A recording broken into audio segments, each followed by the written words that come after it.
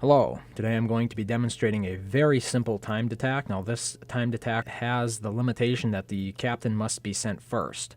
So if your attack requires a different configuration, you're going to have to find a different tutorial. This is really intended for beginning players who are just trying to get into timed attacks and really don't want to have to wade through a lot of numbers and stuff. Okay, so let me set you up with the premise here. I have 3 villages, village number 40, village number 11, and village number 13, and we're going to time our attacks on this wolf flare. Timing attacks on wolf flares is a great way for beginning players to get a feel for how this works, and the timing program that I will be using is the X-Note timer. The main reason I use this over some web-based timer is because it has the ability to always be on top of your other application windows. This allows me to run Stronghold Kingdoms full screen on a single monitor and still have my times right within easy view. Okay, so the first thing you need to do is get your times from all the villages that are going to be attacking except for the captain village. The captain village's time will go up in the timer. So right here I wrote down in the notepad for my number 40 village, which I currently have selected. That's going to be my captain,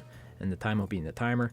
Number 13 is going to be 2 minutes and 16 seconds, and number 11 is going to be 53 seconds. This is the amount of time it's going to take for my army to get from my village to the wolf flare, plus 5 seconds. The reason that we put 5 seconds in there is to make sure that there is enough time between the breaker army, which this is going to be.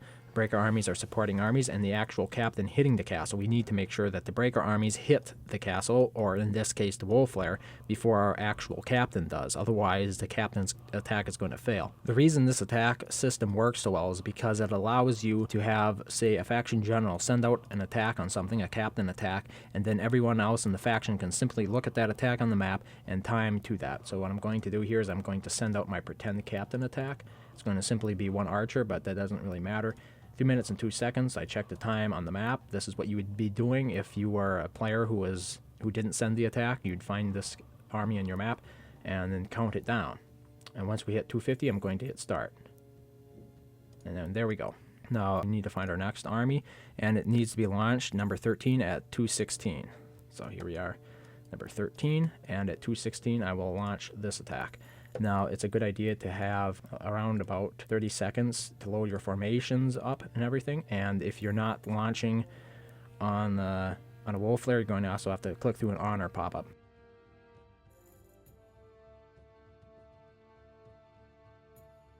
Okay, our last attack is in 53 seconds from number 11. Number 11 village selected. And I'm going to click attack on the wolf flare, set up the formation, and then add 5 seconds to the time shown there, which of course is 53 seconds. So at 53 seconds, I'll be launching this attack.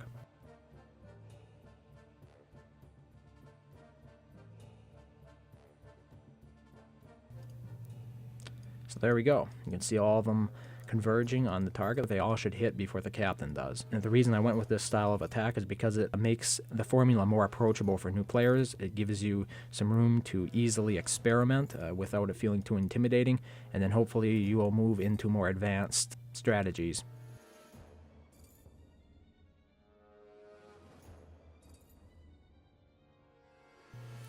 Okay, time is up. Let's check it. This should be number 40 because this was the last attack.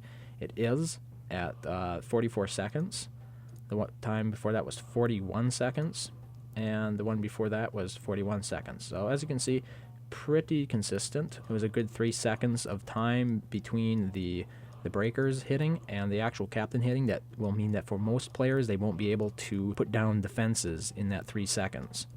You know, the 3 seconds between when all your breakers hit and then when the captain army hit.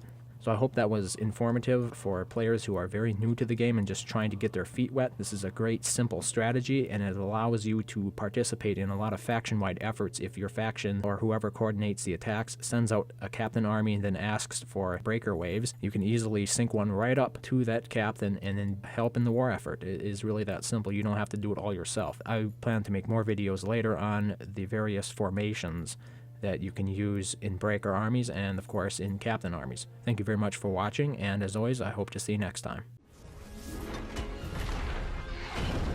Stronghold Kingdoms.